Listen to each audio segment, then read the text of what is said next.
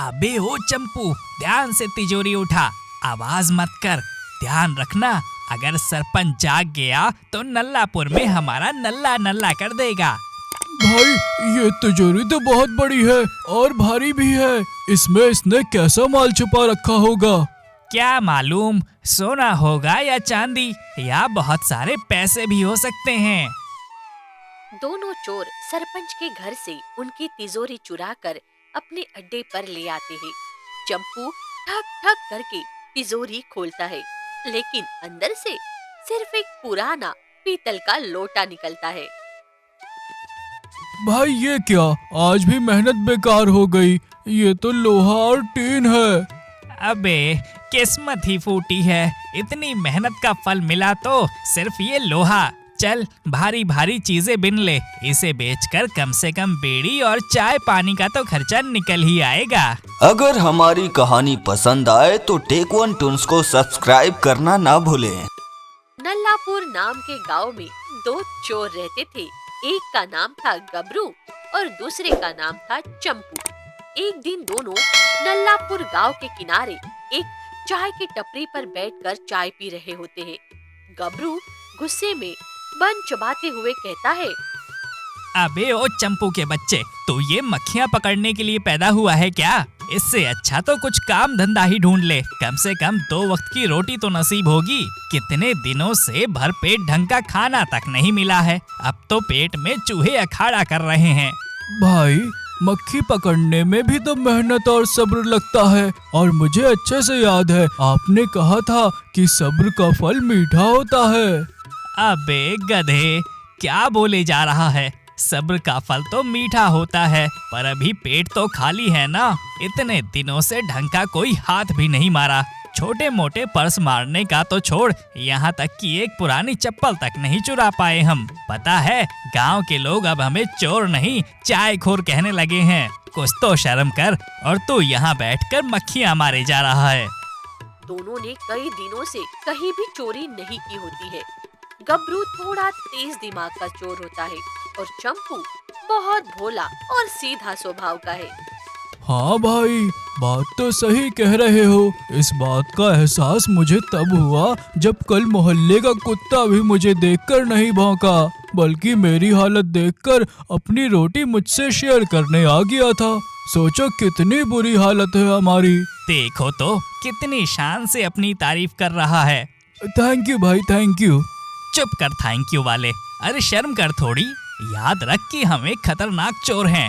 वो तो इतने दिनों बस मेरी किस्मत खराब है कि मुझे तेरे जैसा पार्टनर मिला, वरना आज तो मेरे पास गाड़ी बंगला सब होता। पार्टनर? अरे वाह भाई, आप मुझे अपने चोरी बिजनेस का पार्टनर मानते हैं। आपने तो इमोशनल कर दिया। इसी बात पर एक और चाय तो बनती है। पैसे मेरी जेब से निकाल कर दूं? आ ले ले 1 करोड़, आया बड़ा चाय पिएगा। उसी चाय की टपरी पर 2 गांव के आदमी चाचा और ताऊ कुछ बात कर रहे होते हैं। उनकी आवाज गबरू के शातिर कानों तक पहुंचती है। अरे ताऊ, सुना तुमने वो पड़ोसी गांव शामपुर वाली दादी का किस्सा? हाँ भाई, बेचारी पर बहुत दया आती है। बेचारी अकेली रहती है। एक सहारा था पति, वो भी गुजर गया और बेटे पोते शहर में मजे कर रहे हैं। जमाना बहुत खराब चल रहा है भाई। माँ बाप की चिंता अब बेटों को कहाँ रहती है, उनको तो बस मजे करने हैं शहरों में जाकर। ताऊ, लगता है तुम्हें दुनिया की सही समझ नहीं है, तभी उसको बेचारी बोल रहे हो। बेचारी मत बोलो ताऊ। सुना है दादी के पास खजाना है, खजाना। और सुना है उनके पुरखे राजा महाराजाओं के यहाँ काम किया करते थे। और तो और घर में असली सोने की घड़ियां और चांदी के बर्तन भरे पड़े हैं। ऐसे में वो तुम्हें बेचारी कहाँ से दिख रही हैं? क्या सोने की घड़ी? भाई फिर तो दादी का टाइम बहुत अच्छा चल रहा होगा, है ना?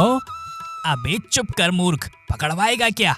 सही कह रहे हो, पर सुना है कि दादी अकेली रहती है, और भला अकेली बुढ़िया इतने बड़े घर की रखवाली कैसे करती होगी? उसे तो आसानी से कोई भी लूट लेगा। रात देर रात कोई भी घुस जाए तो क्या ही कर लेगी वो बुढ़िया। चाय खत्म होने के बाद चाचा और ताऊ वहाँ से चले जाते हैं, लेकिन गबरू के अंदर का लालच उनकी बातें सुनकर जाग जाता है। चंपू, बैग उठा अपना, अब खुलेगा हमारी किस्मत का दरवाजा। मिल गया जैकपॉट, अब तो बस पैसे ही पैसे होंगे।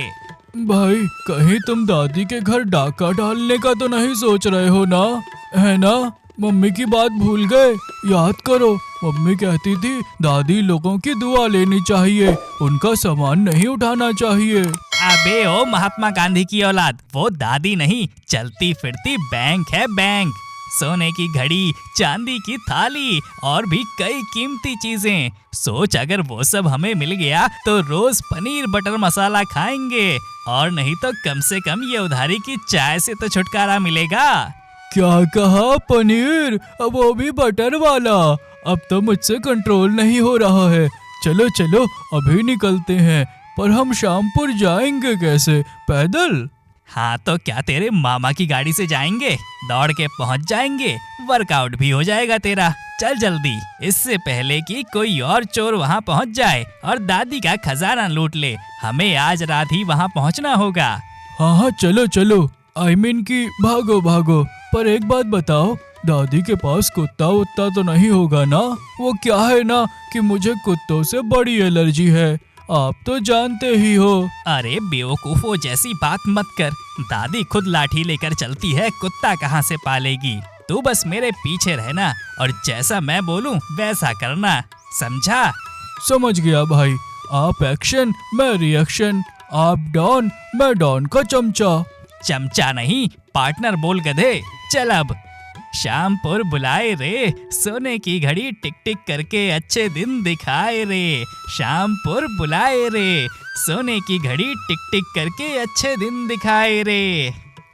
दोनों लड़खड़ाते हुए शामपुर की तरफ निकल पड़ते हैं।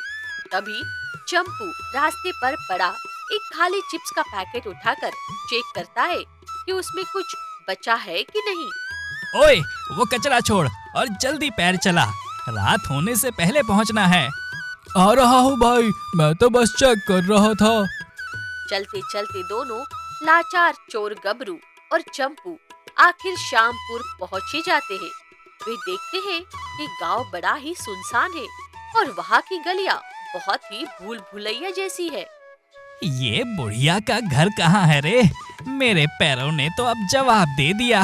यार, ये गांव है या भूल भुलैया? इतना सुनसान गांव तो मैंने आज तक नहीं देखा। अपने पैरों की ही आवाज चारों ओर बम की तरह गूंज रही है। भाई, गांव का नाम ध्यान से पढ़ो। गांव का नाम शामपुर है, तभी शायद यहाँ के सभी लोग शाम के बाद सो जाते होंगे, तभी इतनी शांति छाई हुई है। अबे अब शांति नहीं, मुझे तो सिर्फ सोने की घड़ी और कीमती चीजें ही दिख रही हैं। हाँ देख, एक आदमी। चल उस अंकल से पूछते हैं जो खंबा पकड़ के खड़ा है। वो दोनों उस आदमी से बुढ़िया के घर का पता पूछने जाते हैं, लेकिन वो आदमी नशे में धुत खंबा पकड़कर खड़ा होता है। अंकल सुनिए ना, हम जरा रास्ता भटक गए हैं। वो जो यहाँ बेचारी अकेली दादी रहती है, उनका घर कहाँ है? हमें उनके घर जाना है। दादी? कौन दादी? किसकी दादी? कहाँ की दादी? यहाँ इस गांव में तो बस दो ही चीजें फेमस हैं, एक सोमनाथ पान भंडार और दूसरी भूतिया हवेली। तुम्हें क्या चाहिए बताओ? भाई, ये तो पी के फुल टाइट है। अंकल आप समझे नहीं, भूतिया हवेली नहीं, हमें एक नॉर्मल घर जाना है। अब वो दादी के घर, वो जिनके बेटे शहर में रहते हैं। क्या आप जानते हैं उनका घर कहाँ है? अच्छा, वो पागल, वो दादी नहीं, वो सोना दादी है, सोना दादी। उनका घर वो तो मुझे मालूम है, कल ही वो मुझे मार के भगाई थी। मैं उनके घर के सामने ही अमृत पी के सोया था। यहाँ से सीधा जाओ, पहला मोड़, फिर उल्टा मुड़ जाओ, फिर सीधे सीधे वहाँ एक नीम का पेड़ मिलेगा, उसके बगल में सोमनाथ पान भंडार है। बस उसके ही पीछे उनका घर है। लेकिन अमृत पी के सोने में वो खड़ूस बुढ़िया गर्म पानी फेंक देती है शरीर पर। बस बस बस, थैंक यू अंकल। आप आराम कीजिए, सो जाइए।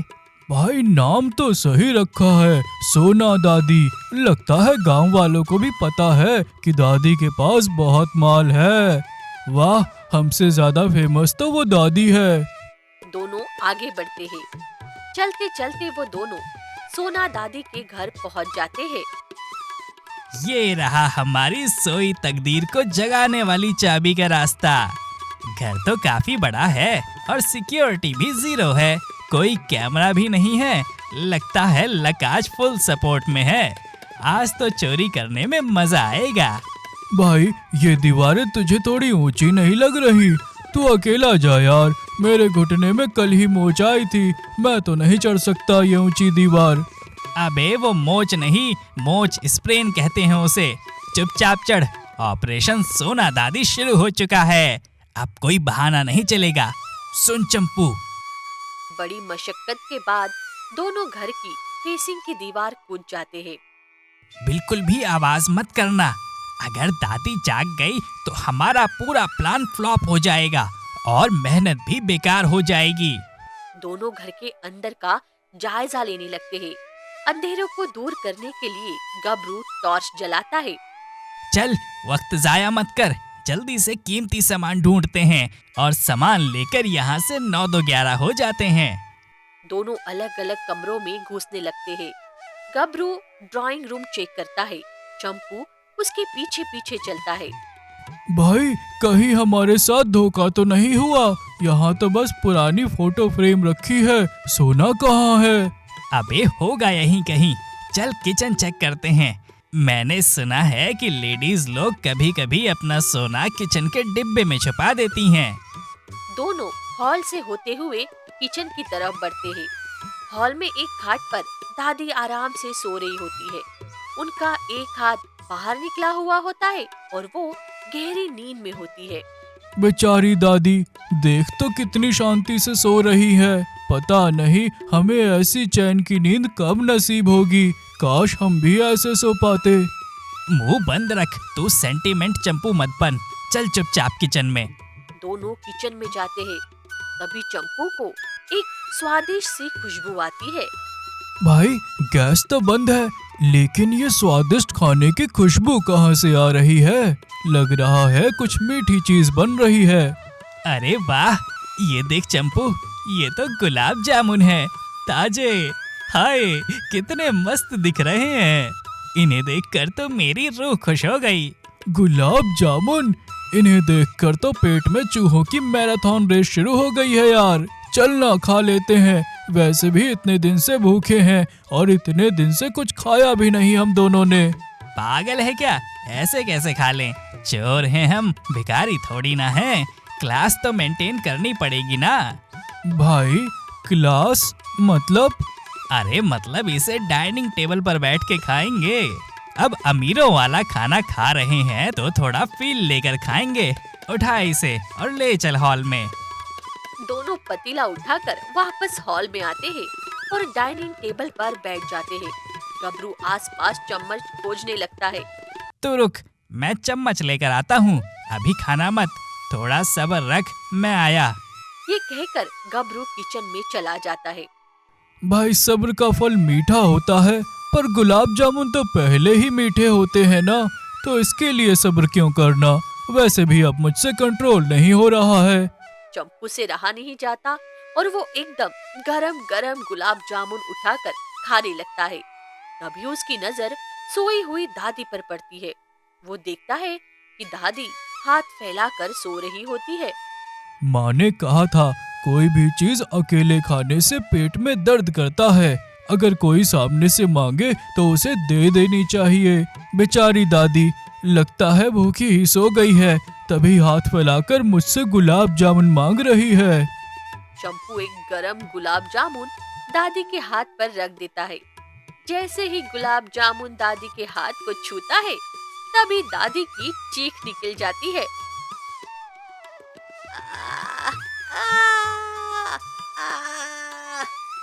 हे भगवान, जल गया। कौन है? कौन है? चोर, चोर! दादी पास में रखी लाठी उठा लेती है। गबरू और चंपू शॉक हो जाते हैं और गुलाब जामुन का पतीला जोर से नीचे गिर जाता है। अबे गधे, ये क्या कर दिया? भाग, जल्दी भाग यहाँ से। पर भाई वो तो मांग रही थी। अबे चल। रुको, आज तुम्हें कच्चा चबा जाऊंगी।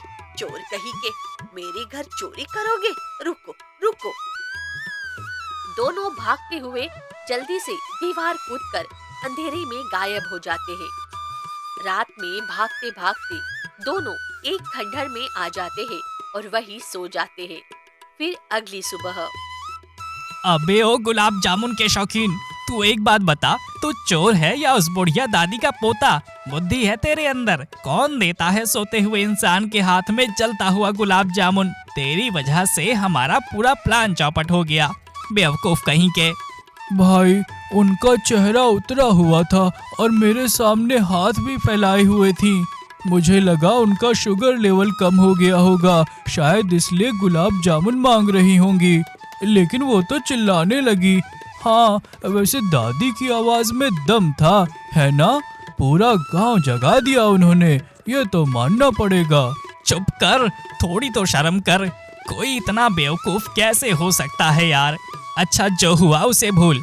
जब हाल ही में कल रात हम खाली हाथ भागे थे, पर आज रात मैं कोई चांस नहीं लूंगा और ना ही तुझे लेने दूंगा। आज हम सीधे घर में घुसेंगे और बिना किसी चीज को हाथ लगाए सीधा उसके बेडरूम में घुस जाएंगे। आज हम उनकी बेडरूम वाली तिजोरी साफ करेंगे। भाई मुझे तो अब डर लग रहा है, पक्का दादी ने तो आज लाठी तेल पिलाकर रखी होगी। डर मत, आज हम उस सोना बुढ़िया के घर स्टेल्थ मोड में जाएंगे। मेरी बात ध्यान से सुन, मैं बेडरूम देखूंगा और तू स्टोर रूम, और कुछ भी कीमती मिले उठा लेना, पर याद रखना मुंह बंद ही रखना और इस बार कोई चीज उसके हाथ में मत रख देना। डन भाई, तुम चिंता मत करो। तुम देखना, आज तो मैं इतनी शांति से चोरी करूंगा कि खुद मुझे भी नहीं पता चलेगा कि मैं चोरी कर रहा हूँ। उस रात फिर से गबरू और चंपू दीवार कूदकर सोना दादी के घर में घुस जाते हैं। सुन, मैं बेडरूम में जा रहा हूँ तिजोरी ढूंढने, ठीक है? और शांति से घूम। तू इस स्टोर रूम में जा। मेरे ख्याल से वहाँ पुराने जमाने के कीमती बर्तन और जेवर हो सकते हैं। और हाँ, शांति से जाना। यस बॉस, करेंगे चोरी एकदम शांति से, जो हुक्म मेरे आका। गबरू बेडरूम की तरफ दबे पांव निकल जाता है और गबरू के कहने अनुसार चंपू स्टोर रूम में घुसता है। वो स्टोर रूम में देखता है कि हर तरफ बस धूल मिट्टी वाला सामान यहाँ वहाँ पड़ा हुआ है। बाप रे, इतनी धूल! लगता है दादी कभी साफ सफाई नहीं करती।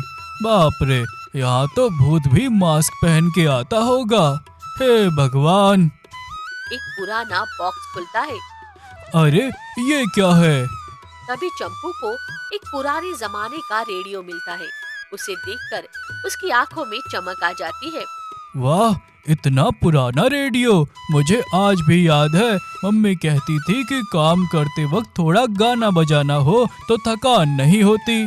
और हाँ, वैसे भी इतने सन्नाटे में चोरी करने में मजा नहीं आ रहा। थोड़े गाने बजा देता हूँ और आवाज तेज कर देता हूँ तो सबको काम करने में मजा आएगा। उधर गबरू को चुराने में मजा आएगा, दादी को सोने में मजा आएगा और मुझे स्टोर रूम में। अरे चंपू, तू कितना होशियार होते जा रहा है दिन ब दिन। इधर गबरू बेडरूम में तिजोरी खोज रहा होता है। बस एक बार ये तिजोरी मिल जाए, फिर तो नल्लापुर में अपना बंगला होगा। तभी अचानक पूरे घर में जोर से शोर गूंजता है। अबे ये क्या है? इतनी रात को कौन पार्टी कर रहा है? उधर चंपू गाने पर नाच रहा होता है। वाह वाह, हरे कृष्णा हरे राम, क्या बीट है! आहा, अब मजा आएगा ना चोरी करने में। आवाज सुनकर गबरू भागते हुए स्टोर रूम में आता है और चंपू का गला पकड़ लेता है। अबे गधे के बच्चे, ये क्या कर रहा है? दिमाग ठीक है तेरा? रेडियो क्यों चलाया, वो भी फुल वॉल्यूम पर? बंद कर जल्दी। भाई मुझे बहुत बोर हो रहा था और दादी तो गहरी नींद में होंगी, उन्हें क्या पता चलेगा कि हम गाना बजा रहे हैं। अबे साले, दादी क्या, तेरी इस हरकत की वजह से पड़ोसी गांव के लोग भी जाग गए होंगे। तभी दादी उठ जाती है और चिल्लाती है, अरे ओ काले चोरों, आज फिर आ गए मेरे घर में और आज तो हद ही कर दी। तो डीजे भी लेकर आए हो, इतनी हिम्मत आ गई तुम में। रुको अभी बताती हूँ।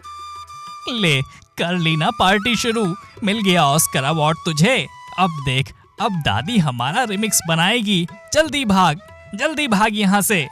भाई लेकिन रेडियो उठाकर भागे या छोड़ दें, साउंड क्वालिटी से तो काफी महंगा लग रहा है। अबे अपनी जान लेकर भाग पहले। दोनों अपनी जान बचाकर फिर से वहाँ से भाग जाते हैं। फिर वो दोनों डिसाइड करते हैं कि अब वो रात को नहीं बल्कि दिन में चोरी करने जाएंगे। अगली सुबह वो दोनों दादी के घर में जाने की प्लानिंग करते हैं और फिर दीवार कूदकर अंदर घुस जाते हैं। देख, रात में हम एक नहीं बल्कि 3 बार फेल हो गए हैं क्योंकि दादी जाग जाती है। इस बार हम रात में नहीं बल्कि दिन दिहाड़े घुसेंगे। सुना है दादी की आंखें कमजोर हैं और इस बार पक्का हमारा काम बन जाएगा। भाई पर चोरी से पहले शुभारंभ होना चाहिए। माँ कहती है कि सुबह सुबह अपने से बड़ों के आशीर्वाद लेने से काम सफल हो जाते हैं। मैं दादी का आशीर्वाद लेकर आता हूँ, फिर देखना चोरी एकदम स्मूथ होगी। अबे तू चोर है या भजन मंडली का सदस्य है? सीधा अंदर चल। दोनों अंदर जा ही रहे होते हैं कि वो देखते हैं कि दादी किचन में बैठी हुई है। उन्हें देखते ही चंपू किचन में चला जाता है। दादी प्रणाम, आशीर्वाद दो दादी। अबे घड़े मरवाएगा, आज फिर पिटवाएगा। दादी समझ जाती है कि वो दोनों चोर हैं जो कल रात में आए थे। कौन? बेटा बिट्टू। अरे मेरा लाडला बिट्टू, शहर से आ गया। कहाँ था इतने दिन? तुझे अपनी दादी की याद नहीं आई? और तेरे साथ ये कौन है लंबू? हाँ दादी, मैं लंबू। दादी हमें आपकी बहुत याद आ रही थी, इसलिए आपसे मिलने और आपकी सेवा करने आए हैं। अरे बेटा, तुम दोनों तो बड़े संस्कारी हो गए हो। ठीक है, फिर शुरू करो। देखो कितने दिनों से इस बुढ़िया ने घर में सफाई ही नहीं की है। जरा ये झाड़ू पकड़ो और पूरा घर चमका दो। और बिट्टू, तू जरा कपड़े धो दे। जानती हूँ कि शहर में तो मशीन होती है, यहाँ थोड़ी मेहनत कर ले। दोनों ना चाहते हुए भी काम पर लग जाते हैं। भाई चोरी करने आए थे या स्वच्छ भारत अभियान चलाने? मेरी तो कमर ही टूट गई। चुप कर, तिजोरी के लिए इतना तो करना पड़ेगा। चुपचाप काम कर, वरना इसे शक हो जाएगा कि हम इसके पोते नहीं चोर हैं। दोनों फटाफट से काम खत्म कर देते हैं। दादी देखो, सब साफ हो गया। हमें आपकी सेवा करके बहुत खुशी हो रही है। वैसे दादी, वो दादाजी वाला पुश्तैनी सोना कहाँ है? मैं शहर में उसे बहुत मिस करता हूँ। एक बार दर्शन करा दो। हाय मेरा बच्चा, कितना मोह है तुझे अपनी विरासत से। सब तेरा ही तो है बेटा। ले, ये ले चाबी। बेडरूम वाली तिजोरी में तेरा सोना इंतजार कर रहा है। वाह भाई, देखा दादी का आशीर्वाद काम कर गया ना। माँ की बात कभी गलत नहीं होती। दोनों चाबी लेकर बेडरूम में चले जाते हैं और तिजोरी खोलने लगते हैं। 3, 2, 1 और ये खुली किस्मत। जैसे ही तिजोरी खुलती है, उसमें से सोना नहीं बल्कि सैकड़ों मधुमक्खियाँ गुनगुनाती हुई बाहर निकल जाती है। बज़। भाई ये कैसा सोना है रे? ये सोना तो उड़ रहा है और इसके पंख भी हैं। अबे ये सोना नहीं, दादी ने मधुमक्खी का छत्ता तिजोरी में रखा है। भाग, जल्दी भाग यहाँ से। मधुमक्खियाँ दोनों को काटने लगती है। दोनों हॉल में भागते हैं, जहाँ उधर चालाक दादी पहले से गांव वालों को बुला लेती है। क्यों बिट्टू लंबू, मिल गया सोना? अरे ये तो वही नल्लापुर के नमूने हैं। चोरी चकारी के सिवा इन्हें आता ही क्या है? पकड़ो इन्हें। चंपू, आज के बाद आशीर्वाद का नाम लिया तो वही मारूंगा। भाई पर घर तो साफ हो गया ना, और हम तो यही करने आए थे। अगर हमारी कहानी पसंद आए तो टेक वन टून्स को सब्सक्राइब करना ना भूलें।